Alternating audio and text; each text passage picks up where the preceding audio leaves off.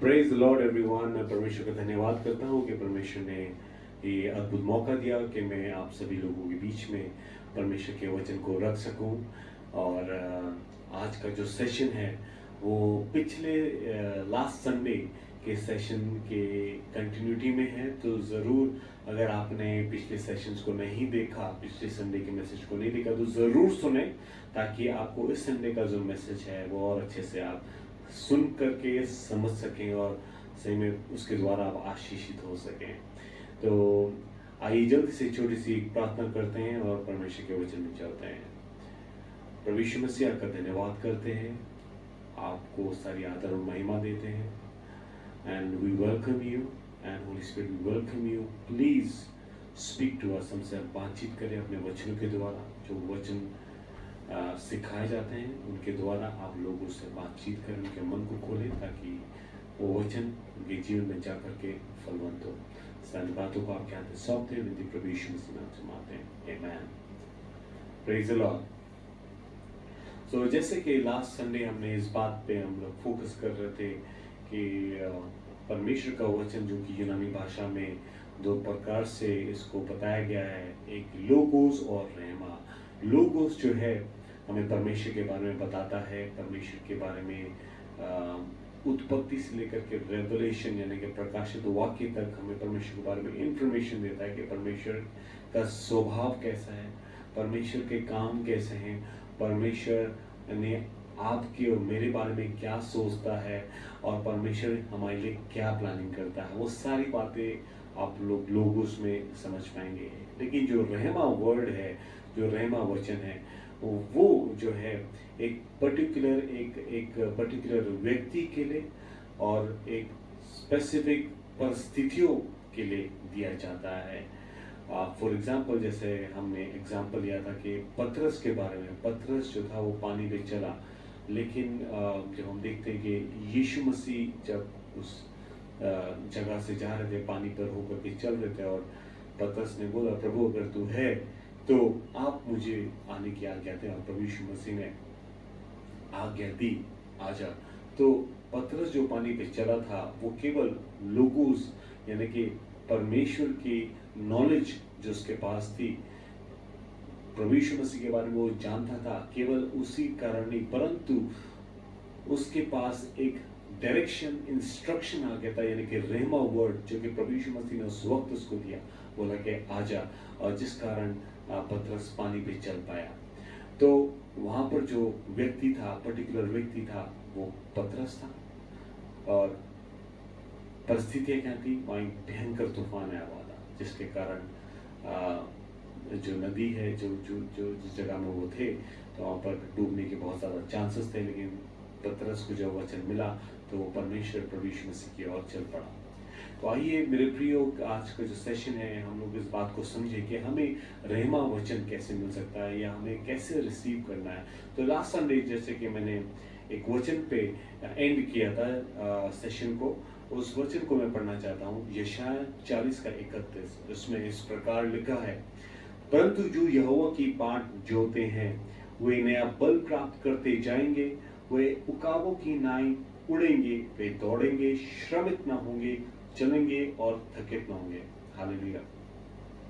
जो लोग यहोवा का वेट करते हैं, जो लोग परमेश्वर का प्रार्थना में वेट करते हैं, जो परमेश्वर का समय परमेश्वर बिताते हैं और परमेश्वर का वेट करते हैं कि परमेश्वर आप हमसे बातचीत करें, तो लिखा है कि वो नया बल प्राप्त करते हैं। वो चलेंगे लेकिन थकेंगे नहीं, वो दौड़ेंगे लेकिन थकेंगे नहीं, चलेंगे पर थकेंगे नहीं। और आगे लिखा है कि वे ख्वाबों की तरह उड़ेंगे। हालेलुया, ख्वाबों की तरह। सो आई फील, और वचन को पढ़ते हुए मुझे 100% कॉन्फिडेंस है कि अगर मैं परमेश्वर के द्वार पे या परमेश्वर के लिए अपने अपना वेट करूंगा, तो जरूर मेरे अंदर एक सुपरनेचुरल पावर आएगा और परमेश्वर की सामर्थ्य आएगी, जिसके कारण मैं बड़ी बड़ी चीजों में काम कर पाऊंगा। परमेश्वर की महिमा को मैं और अधिक से अधिक देख पाऊंगा उन कामों के द्वारा। हालेलुया।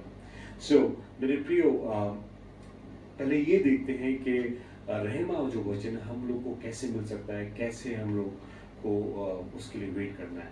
तो सबसे पहली चीज, बाइबल जिस प्रकार से बताती है कि हमें वेट करना है, तो उससे रिलेटेड सबसे पहली चीज जो है हमें समझना है कि परमेश्वर का जो सब परमेश्वर के लिए सबसे ज्यादा जरूरी क्या बात है, परमेश्वर क्या चाहता है, उनके लिए सबसे ज्यादा अधिक सबसे ज्यादा इंपॉर्टेंट बात क्या है, तो वो हमें प्रायोरिटी रखना है। तो प्रभु यीशु मसीह के लिए सबसे ज्यादा इंपॉर्टेंट बात जो है वो है आत्माओं का बचना। पर प्रभु यीशु मसीह इसी कारण इस धरती पे आए ताकि बहुत से लोग नाश ना हो, परंतु प्रभु यीशु मसीह के कारण बचाए जाएं, उनकी आत्माएं बचाई जाएं, वो नरक में ना जाएं, वो लोग पाप से बच जाएं। और प्रभु यीशु मसीह ने अपने आप को क्रूस पे दे दिया, अपने लहू को बहा दिया हमारे पापों के माफी के लिए, कोड़े खाए ताकि हम चंगे हो सकें उन सब बातों के लिए। और लिखा है कि वो तीसरे दिन मुर्दों में से भी जी उठे ताकि आप और मैं हमेशा हमेशा की जीवन को पा सकें। तो प्रभु यीशु मसीह के जो मेन जो प्राइमरी एजेंडा है कि बहुत से लोग बचाए जाने पाए, कोई भी नष्ट ना हो। तो परमेश्वर चाहता है कि सबसे पहली चीज कि आपका और मेरा जीवन जो है वो जो है परमेश्वर को सरेंडर्ड हो, हमारा जीवन परमेश्वर के हाथों में हो। हम लोग जो है प्रार्थना में प्रभु यीशु मसीह के सामने कन्फेस करें या परमेश्वर के सामने बोले कि हमने ये पाप किए हैं, और लेकिन हम इन सब बातों से इस पापों की क्षमा चाहते हैं, हम अपने जीवन को बदलना चाहते हैं।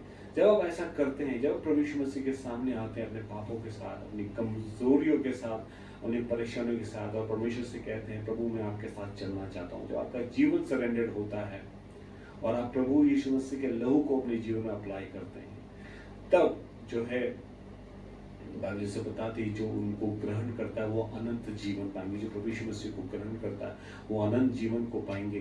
तो जब ये बातें जब पूरी हो जाती है तब परमेश्वर आपसे बातचीत करने लगता है, क्योंकि एक रिश्ता बन जाता है, एक बाप और बेटी का रिश्ता बन जाता है। जब प्रभु यीशु मसीह को ग्रहण कर लेते हैं, जब बाप और बेटी का रिश्ता बन जाता है। और यही परमेश्वर चाहते हैं सबसे पहले कि आपको मेरे जीवन सरेंडर्ड हो, और जब ऐसा होगा तो परमेश्वर आपसे मुझसे बातचीत करता है। एक छोटी सी मैं अपने लाइफ से जुड़ी हुई एग्जाम्पल को या टेस्टिमनी को शेयर करना चाहता हूँ, जिसमें जब मैं सबसे पहले प्रभु यीशु मसीह के पास आया उस समय लगभग 18 से 20 साल पुरानी बात है, जब मैं प्रभु यीशु मसीह को नहीं जानता था। मेरी सिस्टर कई साल तक बीमार थी, लगभग गुड 4 to 5 years वो बीमार थी और उनको एपिलेप्सी थी। और किसी परमेश्वर दास ने मेरी सिस्टर को या हम लोग को सबको बताया कि हमें बाइबल पढ़ना ज़रूरी है। उन्होंने बोला हाँ तुम्हारी सिस्टर ठीक हो सकती है। तो उस वक्त से हम लोग बाइबल पढ़ना स्टार्ट किया और परमेश्वर का समय बिताना स्टार्ट किया। मैं समझता हूँ कि परमेश्वर चाहते तो मेरी बहन को एकदम से चंगा कर सकते थे, वो ओवरनाइट चंगा कर सकते थे, परंतु उन्होंने ऐसा नहीं किया। लगभग 3 से 4 साल उनको लग गए और आई थिंक 3 से 4 साल के अंत में जाकर के परमेश्वर ने मेरी सिस्टर को चंगा किया। लेकिन उस 3 से 4 साल के बीच का जो ड्यूरेशन था, वो समय था, वो बहुत ज़रूरी था, क्योंकि उस समय में परमेश्वर मेरे और मेरी फैमिली के जीवन को यानी कि हमारे आत्मा को बचा रहा था, हमारे मनों को खोल रहा था, हमें जो है पर्सनली हमें ये इस बात का इंफॉर्मेशन या ज्ञान बहुत ज़रूरी था कि प्रभु यीशु मसीह हमारे लिए आए, हमारे लिए मारे गए, गाड़े गए, तीसरे दिन मुर्दों में से जी उठे। परमेश्वर हमारे जीवनों को ठीक कर रहा था उस 3 से 4 साल में, हमारे जीवन को वो बदल रहा था। हालेलुया। ताकि हम परमेश्वर को और नज़दीकी से जान सकें। और जब ऐसा हुआ जब हम परमेश्वर को पूरी तरीके से जान पाए, परमेश्वर के साथ चलने लगे। और ऐसे नहीं कि आज हम लोग पूरी तरीके से जान पाए, आज भी हम लोग परमेश्वर को कोशिश करते हैं कि परमेश्वर के साथ जितना समय हो सके बिताएं और परमेश्वर को जान सके। लेकिन उस समय में जब वो बातें पूरी हुई, जब परमेश्वर हमारे जीवन में काम करना स्टार्ट कर दिया, हम लोग प्रभु के लिए जीवन जीने लगे, तब परमेश्वर ने आकर के मेरी सिस्टर को छुआ और पूरी तरीके से चंगी होगी। और ये इस प्रकार से हुआ कि एक प्रभु के दास जिन्होंने एक प्रेयर मीटिंग वहाँ पर रखवाई हुई थी, तो उन्होंने मेरी सिस्टर को आकर के बोला अब तुम पूरी तरीके से चंगी जाओगी, इस बीमारी से तुम आज़ाद होने वाले हो। तो वो एक रेमा वर्ड था जो उस पास्टर के द्वारा, उस प्रभु के दास के द्वारा मेरी सिस्टर को मिला, और मेरी सिस्टर ने उसको एक्सेप्ट किया। और दूसरे तीसरे दिन वो पूरी तरीके से चंगी होगी। हालेलुया। तो मेरे प्रियो, मैं इस बात को कहना चाहता हूं कि कई बारी हमें परमेश्वर का वेट करना है। कई बारी क्या, ऑलमोस्ट हमेशा हमेशा परमेश्वर का के लिए वेट करना है, परमेश्वर की इच्छा को जानना है, वो प्रार्थना के द्वारा। और जब परमेश्वर उस वचन को लेकर के हमसे बातचीत करता है, तो यकीन मानेगा, चाहे कैसी भी परिस्थितियां हो, कैसी भी मुसीबत क्यों ना हो, जब हमें वो वचन जो हमें मिल जाता है, जो परमेश्वर की ओर से, तो जो रेमा वर्ड है, उसको लेकर के जब हम अपने जीवन में बढ़ते हैं, तो यकीन मानेगा आप मिरेकल्स को देखेंगे, आप अद्भुत कामों को परमेश्वर के हाथों से देखेंगे। लेकिन मेरे प्रियो, अगर हम लोग परमेश्वर का वेट नहीं करते हैं, जल्दबाजी में डिसीजंस को लेते हैं, तो वो बड़ा नुकसान हो जाता है। कुछ लोग उतावलेपन में होकर के परमेश्वर से आगे निकल जाते हैं। तो मैं एक एग्जांपल आपको लेना चाहता हूं ताकि आप उसको और समझ सकें। जैसे हम लोग पौलुस के जीवन में देखते हैं, पौलुस भी परमेश्वर के लिए सेवा करना चाहता था और उसने यकीनन बहुत आयत से परमेश्वर की सेवा करी। लेकिन एक इंस्टेंस को मैं बताना चाहता हूँ, उसके लिए आप प्रेरितों का काम खोल सकते हैं। 16 प्रेरितों का काम 16 6 से 10 हम पढ़ेंगे। इसमें इस प्रकार लिखा है, और वे फ्रूगिया और गलीतियों के देश में से होकर के गए और पवित्र आत्मा ने उन्हें एशिया में वचन सुनाने से मना किया। तो ये इन जगहों पे जा रहे थे, लेकिन पवित्र आत्मा ने उनको मना कर दिया कि वहां पर आपने वचन नहीं सुनाना है। आगे देखते हैं 7वें वर्ष में, और उन्होंने मूसिया के निकट होकर या पहुंचकर बतिनिया में जाना चाहा, परंतु यीशु की आत्मा ने उन्हें जाने ना दिया। वो बतनिया में जाना चाहते थे, लेकिन यीशु के आत्मा ने, पवित्र आत्मा ने वहां जाने से मना कर दिया। सो मूसिया से होकर वे त्रोआस में आए, और पौलुस ने रात को एक दर्शन देखा कि एक मकिदुनी पुरुष खड़ा हुआ, उसे विनती करके कहता है कि पार उतर कर मकिदुनिया में आ और हमारी सहायता कर। तो यहां पर हम देखते हैं कि किस तरह से पवित्र आत्मा ने पौल जो था वो प्रभु यीशु मसीह की बातों की आज्ञाओं को मान रहा था, क्योंकि प्रभु यीशु मसीह ने बोला कि जाके सुसमाचार को सुनाओ, दुनिया के कोने कोने तक आप सुसमाचार सुनाओ। लेकिन हम यहाँ देखते हैं कि पौलुस कई जगह जा रहा था, he was only obeying God, but यहाँ पर देखते हैं कि पवित्र आत्मा ने उनको कहीं जगह रोकर के यहाँ पर अपने वचन नहीं सुनाना है, परंतु रात में उनसे बातचीत करिए एक विजन, एक ड्रीम के द्वारा के मकिदुनिया में एक व्यक्ति है जो उनको पुकार करके बोल रहा है कि तुम यहाँ पर आओ, हमारी सहायता कर। तो ये बात जो है एक रहमा वर्ड बन गया उसके लिए, और पॉल उस डायरेक्शन में चला गया। सो फिर से मैं एक बार फिर से बोलता हूँ कि डेफिनेटली लोगोस जो वचन है हमारे इंफॉर्मेशन, परमेश्वर के लिए जानने के लिए, परमेश्वर को जानने के लिए, परमेश्वर के साथ परमेश्वर के स्वभाव को जानने के लिए बहुत जरूरी है। परमेश्वर का ज्ञान होना बहुत जरूरी है, वो हमें परमेश्वर के वचन से मिलता है जो कि लोगोस है। लेकिन हमें इक्वली रहमा वर्ड की जरूरी है। क्यों जरूरी है? ताकि उस वचन के द्वारा हमें पता लगता है कि हमें क्या करना है, किधर जाना है, किस डायरेक्शन में जाना है। तो रहमा वर्ड आपके मेरे लाइफ में बहुत जरूरी है। जिस तरह के पॉल को नहीं पता था, पॉल तो अपने प्रभु यीशु मसीह के आज्ञा को फॉलो कर रहा था, लेकिन जब पवित्र आत्मा की ओर से एक स्पेसिफिक डायरेक्शन मिला कि नहीं तुम्हें वहां नहीं, तुम्हें इधर इस डायरेक्शन में जाना है, तो उस डायरेक्शन में बढ़ गया। कैसे हुआ? क्योंकि पॉल जो था वो वेट कर रहा था, प्रार्थना में परमेश्वर के लिए वेट कर रहा था कि परमेश्वर बातचीत करे, परमेश्वर ने सही मुझसे बातचीत करी, उस डायरेक्शन में निकल गया। सो मेरे प्रियो, ये बहुत जरूरी है कि हमें वेट करना जरूरी है। जैसे हमने पॉल के लाइफ में देखा, हमारे लाइफ में, मेरे लाइफ में आपने देखा कि किस तरीके से हम लोग को तो पता भी नहीं था कि हम वेट कर रहे हैं, लेकिन ये परमेश्वर का अद्भुत प्लान था। उसने एक बेबीज की तरह, एक छोटे छोटे जो बच्चे होते हैं जो गोद में होते हैं, कुछ जिनको नहीं पता था, संभाल करके हमें रखा और परमेश्वर ने हमें अद्भुत तरीके से चंगाई दी। तो परमेश्वर इम्पॉसिबल को पॉसिबल करने वाला परमेश्वर है, उन पे आप भरोसा रखें।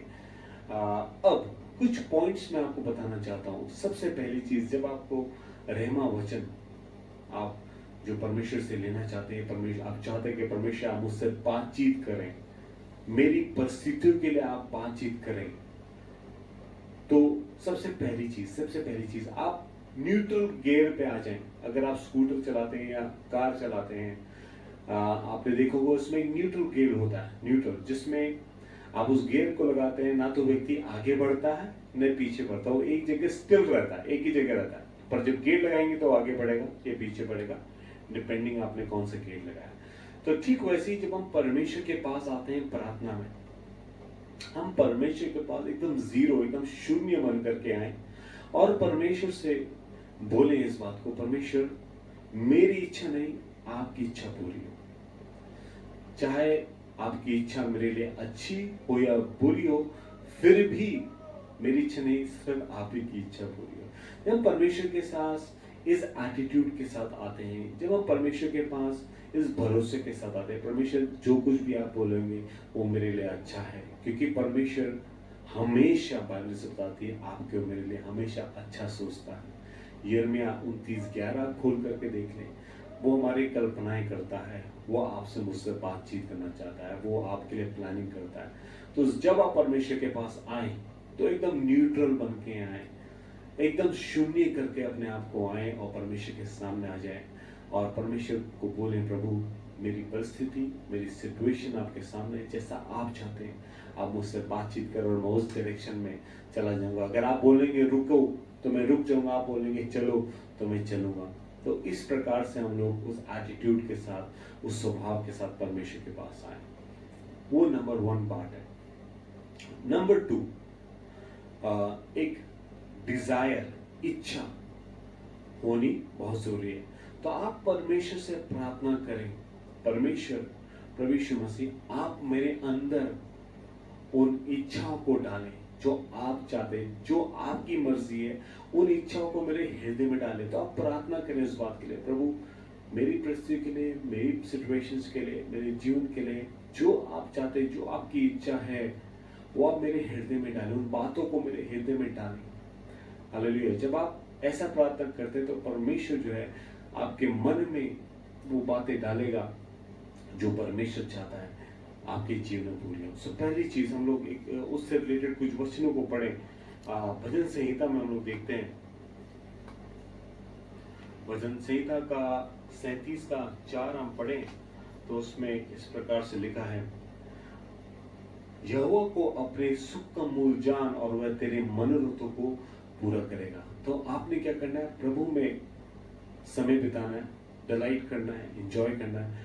और लिखा है देख, और लिखा है वह तेरे मनोरथों को पूरा करेगा। मनोरथों को मतलब आपकी इच्छाओं को वो पूरा करेगा। दूसरे वचन को देखते हैं, नीति वचन 10:24, उसमें लिखा है, दुष्ट जन जिस विपत्ति से डरता है वह उस पर आ पड़ती है, परंतु धर्मियों की लालसा पूरी होती है। तो धर्मियों की लालसा पूरी होती है। हालेलुया। आपकी जो इच्छा है, आपकी लालसा को परमेश्वर पूरा करता है। जो परमेश्वर के प्रति धर्मी है, धर्मी का मतलब जो परमेश्वर के साथ एक रिलेशनशिप में है, परमेश्वर की इच्छा को मानते उसमें चलते हैं, उनके बारे में लिखा है कि उनकी लालसाएं पूरी होती है। हालेलुया। एक और वचन हम लोग देखेंगे, मरकुस 11:24 में इस प्रकार से लिखा है, इसलिए मैं तुमसे कहता हूं कि जो कुछ तुम प्रार्थना करके मांगो तो प्रतीति कर लो कि तुम्हें मिल गया और तुम्हारे लिए हो जाएगा। तो जो कुछ भी तुम प्रार्थना करके मांगो, तो जो कुछ भी आपके मन में डिजायर है, इच्छा है, जब आप उसके लिए प्रार्थना करो और विश्वास कर लो, तो लिखा है कि तुम विश्वास करो, तुम्हें मिल गया और वह तुम्हारे लिए ऐसा हो जाएगा। हालेलुया। सो मेरे प्रियो, इस पे आपने फोकस करना है।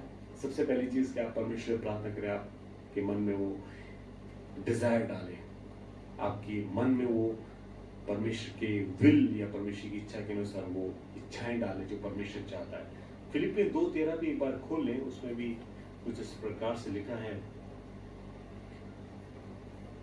क्योंकि परमेश्वर ही है जिसने अपनी सुइच्छा निमित्त तुम्हारे मन में इच्छा और काम और दोनों बातों के करने का प्रभाव डाला है। For it is God who is at work in you, both to will and to work for His good pleasure. Hallelujah.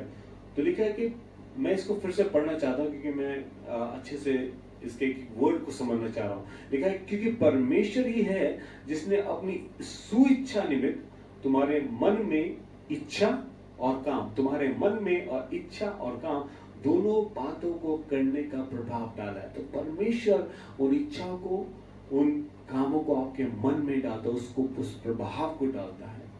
और जब ऐसा होता है तो आप समझ जाइएगा ये परमेश्वर की ओर से। तो अब दूसरी कंफ्यूजन ये होती है कि हमें पता कैसे लगेगा कि इच्छा सही में परमेश्वर की ओर से या शैतान की ओर से। तो सबसे बेस्ट तरीका मेरे प्रियो वो है आप परमेश्वर के साथ समय बिताएं, फास्टिंग प्रेयर के थ्रू, फास्टिंग प्रेयर, उपवास प्रार्थना करें। जो इच्छाएं परमेश्वर की ओर से होती है, सबसे पहले चीज टाइम, समय जो है हर चीज को टेस्ट करता है। तो समय के साथ आपको परमेश्वर की इच्छा पता लगेगी। वो होता क्या है कि जब परमेश्वर की इच्छा होती है तो वो आपके लाइफ में मजबूती बना कर रखती है, वो स्ट्रांग होती चली जाती है। लेकिन अगर आपकी इच्छा या शैतान की इच्छा आपके मन में आ रही है तो वो समय के साथ वीक पड़ती जाती है और इवेंचुअली वो खत्म हो जाएगी। लेकिन जो चीज परमेश्वर की ओर से होती है, जो इच्छा परमेश्वर की ओर से होती है, वो स्ट्रांग होती चलेंगी, वो मजबूती समय के साथ पकड़ लेती हैं। लेकिन शैतान की ओर से जो बातें हैं वो कमजोर पड़ती चली जाती हैं, या शैतान की इच्छा समय के साथ वो कमजोर पड़ती जाती है और इवेंचुअली खत्म हो जाती है। तो वो एक आपके लिए एक इंडिकेशन है। ईजी नहीं है, लेकिन अगर आप परमेश्वर का समय बिताएं तो जरूर इन बातों को भी आप समझ पाएंगे और जरूर आप परमेश्वर के साथ एक पर्सनल वॉक में साथ चल सकते हैं। हालेलुया। सो दूसरी बात, तो पहला न्यूट्रल गियर, दूसरी बात इच्छाएं परमेश्वर की ओर से जो आपने प्रार्थना करनी, और तीसरी बात आपके अंदर जो इच्छा है वो आपने बाइबल से मैच करनी है, बाइबल के वचनों से उनको मेल करवाना है कि सही में क्या ये इच्छा परमेश्वर की ओर से है कि नहीं है। तो एक बड़ा एक अच्छा एग्जाम्पल में एक बुक पढ़ रहा था जिसमें वर्ल्ड के सबसे बड़ा जो चर्च है, उनके जो पास्टर हैं, उन्होंने इस बात को एग्जाम्पल दे रहे थे कि एक व्यक्ति उनके पास है। उन्होंने बोला कि पास्टर साहब मैं आपको सपोर्ट करना चाहता हूँ और आपकी मिनिस्ट्री को और परमेश्वर के वचन को स्प्रेड करने में परमेश्वर के लिए सपोर्ट करना चाहता हूँ। मतलब किस तरीके से आप सपोर्ट करना चाहते हैं? बोला मेरे अंदर इच्छा है कि मेरे अंदर एक स्ट्रॉन्ग इच्छा है कि मैं परमेश्वर को मिनिस्ट्री को सपोर्ट करना चाहता हूँ। कैसे? उन्होंने बोला कि मेरे को एक बहुत अच्छा बिजनेस मिलने जा रहा है, मैं चाहता हूँ वो बिजनेस मिले, और वो बिजनेस जो है तंबाकू और सिगरेट बनाने का बिजनेस है जिसके द्वारा मैं सपोर्ट करना चाहता हूँ। और जो पास्टर चो थे उन्होंने इस बात को बोला, वो बोला कि नहीं ये गलत है, क्योंकि बाइबल इस बिजनेस को सपोर्ट नहीं करता है, या बाइबल इन बातों को सपोर्ट नहीं करता है कि आप क्योंकि बाइबल से बताती है कि हमारा जो शरीर है परमेश्वर का मंदिर है, और आप सिगरेट और तंबाकू इन सब के द्वारा जो है जो धुआं उत्पन्न होता है, जो धुआं बनता है, वो आपके शरीर के हानिकारक हैं, और ये सब बातें जो है आपके शरीर को नुकसान पहुंचाएगी। तो ये 100% परमेश्वर की इच्छा नहीं हो सकती है। तो आप पहला कोरिन्थी 3:16 उसका 6:19 जरूर पढ़ें। उसमें इस प्रकार से लिखा है कि हमारा शरीर परमेश्वर का मंदिर है, और जो कोई इसे नाश करेगा उसे परमेश्वर नाश करेगा। तो पास्टर उन जो पास्टर साहब थे उन्होंने उनको बोला कि नहीं ये परमेश्वर की ओर से नहीं है। तो एक छोटा सा एग्जांपल था आप लोग को समझाने के लिए। जरूर आप अपनी इच्छा को, डिजायर को परमेश्वर के वचन से चेक करें कि सही में कि ये बात बाइबल के मुताबिक सही है कि नहीं है। हालेलुया। नेक्स्ट पार्ट देखते हैं। चौथा पार्ट जो है, परमेश्वर की तरफ से इशारे के लिए वेट करें, सिग्नल का वेट करें। जैसे हम लोग दिल्ली में है तो यहाँ पर हम लोग ट्रैफिक लाइट्स को फॉलो करते हैं, तो लाल होता है तो हम रुक जाते हैं, और ग्रीन हो तो हम चल पड़ते हैं और येलो हो तो हम तो थोड़ा स्लो हो जाते हैं। तो ठीक वैसे ही हम लोग को भी परमेश्वर के लिए प्रार्थना में वेट करना है, परमेश्वर की ओर से सिग्नल या परमेश्वर की ओर से इशारे के लिए वेट करना है कि परमेश्वर आपको चिन्ह दें।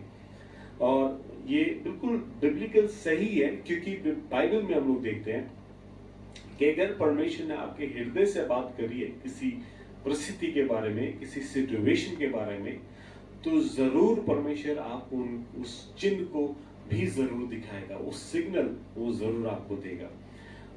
जैसे कि एलाइजा के बारे में बाइबल बताती है, अगर आप बाइबल में देखेंगे, एलाइजा जो थे परमेश्वर के दास जो हैं, उन्होंने 7 बारी प्रार्थना करी और उस देश में जहाँ पर वो प्रार्थना कर रहे थे वहाँ पर बारिश नहीं आया बहुत समय तक। और उन्होंने जब प्रार्थना करी 7 बारी, तो बाइबल ऐसा बताती है कि बहुत दूर एक छोटा सा बादल जो कि एक इंसान के हाथ के बराबर था, एक हाथ के बराबर बादल बहुत दूर से दिखाई दिया, तो वो एलाइजा के लिए एक सिग्नल हो गया। तो उन्होंने जो है उस देश के राजा को इन्फॉर्म किया कि तैयार हो जाओ कि बारिश होने वाली है। तो ठीक वैसे गिदौन के बारे में अगर आप पढ़ेंगे, तो जब परमेश्वर ने उससे बातचीत करी तो गिदौन ने भी परमेश्वर से बोला, प्रभु मुझे चिन्ह दे, और परमेश्वर ने उसको भी चिन्ह दिया।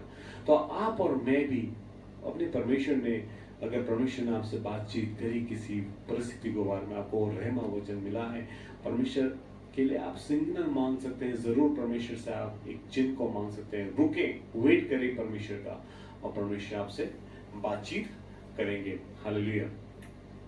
लास्ट में जो मेरा 5वां पॉइंट है वो है टाइमिंग, डिवाइन टाइमिंग। तो हमें जो है प्रार्थना में परमेश्वर के टाइमिंग के लिए वेट करना है। फिर से मेरे भाइयों में इस बात को बोलना चाहता हूं, हमें टाइमिंग, कई बार हम लोग इतने उतावले हो जाते हैं कि हम लोग परमेश्वर को वेट करना भूल जाते हैं या परमेश्वर के लिए वेट नहीं कर पाते हैं। और परमेश्वर का समय और हमारा समय दोनों का फर्क है। परमेश्वर अपने समय में सही चीज करता है और उनका टाइमिंग एकदम परफेक्ट है। हम लोग का टाइमिंग गड़बड़ हो सकता है, हमेशा गड़बड़ हो सकता है, लेकिन परमेश्वर कभी भी गलत नहीं हो सकते। तो हमें सबसे पहले हमें कैसे जान पड़ेगा कि टाइमिंग क्या है? प्रार्थना में। अगेन इसका आंसर फिर से प्रार्थना में वेट करें। परमेश्वर पूछे कि ये सही वक्त है इन कामों को करना कि नहीं, ये सही वक्त है कि नहीं। जब आप इस बात को कहेंगे, परमेश्वर आपके मन में शांति को डाल देगा, ऐसी शांति जो आप समझ जाएंगे कि ये सही परमेश्वर की ओर से आपने उस काम को करना है। लेकिन प्रार्थना के बाद भी अगर आपके मन में अशांति है, आपको रेस्ट नहीं मिल रहा है, तो समझ लीजिए कि वो सही समय नहीं है। तो इससे अच्छा है कि परमेश्वर का वेट करें। जब परमेश्वर आपको सिग्नल दे या परमेश्वर जब आपको बोले कि ओके, जब आपके मन को शांति से भर दे और परमेश्वर बोले okay this is the right time, तब उस समय के लिए उस समय में वो काम करना स्टार्ट कर दें। हालेलुया। सो इनफैक्ट इसमें हम लोग देखते कि God himself will convince you, telling you that it is his right time. तो जब परमेश्वर आपको कन्विंस कर दे, आपके हृदय में आपको बता देगा okay this is the right time, तब एक वचन को मैं पढ़ना चाहता हूं, मरकुस का 11, मरकुस 11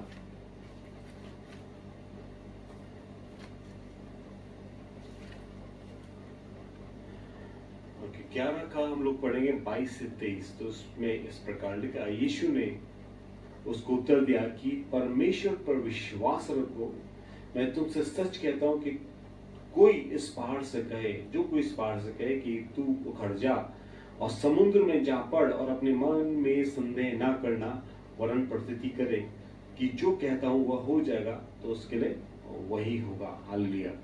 तो जब परमेश्वर आपसे बातचीत करता है, आपको बोल देता है okay this is the right time, आपको कन्विंस करता है, आपके हृदय में आप इस बात की आपको शांति मिल जाती है और परमेश्वर से एक ग्रीन सिग्नल मिल जाता है, फिर जो है जो परमेश्वर का जो वचन जो हमें मिलता है, उस वचन के द्वारा जो रेमा वर्ड है, वो जो वर्ड हमें फेथ देता है, यानी कि लिखा है कि वचन सुनने से, रोमियो की किताब में लिखा है वचन सुनने से, सुनना मसीह के वचन से होता है। तो वो जो रेमा वर्ड है, जो परमेश्वर हमसे बात करता है, उस वचन के कारण वो फेथ हमारे हृदय में आता है। और जब वो फेथ हमारे हृदय में आता है, तो ठीक जैसे मरकुस 11:22 से लेके 23 में लिखा है, 22 से लेके 23 में, तो अगर तुम कहो ये पहाड़ इस जगह से हट जाए, तो वो हट जाएगा, क्योंकि वो फेथ जो है, वो विश्वास जो है, उस माउंटेन को, उस पहाड़ को अपनी जगह से हिला देगा, क्योंकि वो जो फेथ है वो परमेश्वर के वचन से है, और परमेश्वर ने स्वयं आपके हृदय में उन बातों को डाला है। सो मेरे प्रिय, इन 5 पॉइंट्स को मैं चाहता हूं कि आप इसको याद करें। पहला, न्यूट्रल गियर, बिल्कुल न्यूट्रल होके आए परमेश्वर के आगे। दूसरा, इच्छा, परमेश्वर से इच्छाएं मांगे, परमेश्वर आपकी इच्छा क्या वो मेरे हृदय में डाल। आगे उस इच्छा को जो आपके हृदय में आया है, वो आप वचन से देखें कि मेल खा रहा है कि नहीं खा रहा है। उसके बाद, क्योंकि आपको पता नहीं है वो इच्छा शैतान की ओर से भी हो सकती है, तो उस इच्छा को आपको स्क्रीनिंग करनी है, वो देखना है, वचन से मैच करना है। चौथी बात, परमेश्वर की ओर से सिग्नल का वेट करें। जिस तरह गिदोन ने परमेश्वर की ओर के लिए सिग्नल मांगा, प्रभु इशारा, आप एक मुझे इशारा कीजिए, मुझे बताइए कि सही समय के नहीं है। और 5वीं बात, टाइमिंग, परमेश्वर की टाइमिंग आपके और मेरे टाइमिंग से बहुत फर्क है। तो परमेश्वर से प्रार्थना करें, मांगे परमेश्वर कौन सा सही वक्त है इन कामों को करने के लिए या उस परिस्थिति के लिए। और जब परमेश्वर आपको रेमा वचन देगा, उस वक्त उस वचन के हृदय में फेथ आएगा। उस फेथ के द्वारा आप उस माउंटेन या उस पहाड़ को बोलेंगे हट जाए, तो वो वहां से हट जाएगा। हालेलुया। सो मेरे प्रियो, ये सेशन जो है बहुत ज़्यादा इम्पोर्टेंट है आपके प्रेयर लाइफ के लिए, ज़रूर उसमें समय बिताएं। और इसी के साथ साथ मैं चाहता हूं कि आज पास्टर डैनी जो है अपने एक्सपीरियंस, अपने लाइव एक्सपीरियंस के द्वारा आपको और मुझे बताएं कि वो एक्सपीरियंस कैसा था जब परमेश्वर ने उनको बाइबल स्कूल चलाने के लिए एंकरेज किया, किस तरीके से उन्होंने प्रार्थनाएं करी, किस तरीके से उन्होंने वेट किया परमेश्वर के सिग्नल का, क्या वो सही वक्त था उस स्कूल को चलाने के लिए। उस सब बातों को जानने के लिए हम लोग जरूर पास्टर डैनी की टेस्टिमनी जरूर सुने। तो और मैं चाहूंगा कि पास्टर डैनी जो है उसके साथ साथ इस पूरे सेशन को कंक्लूड भी करें, और जरूर हम सभी के लिए प्रार्थना करें कि हम परमेश्वर की इच्छाओं पे और परमेश्वर के वचन को ग्रहण कर सकें, और उस पे और सुनने के लिए हम लोग मेहनत करें। हालेलुया। इसलिए धन्यवाद सभी को। एंड अब मैं पास्टर डैनी को वेलकम करता हूँ ताकि वो आपको मेरे साथ वचन को शेयर करें।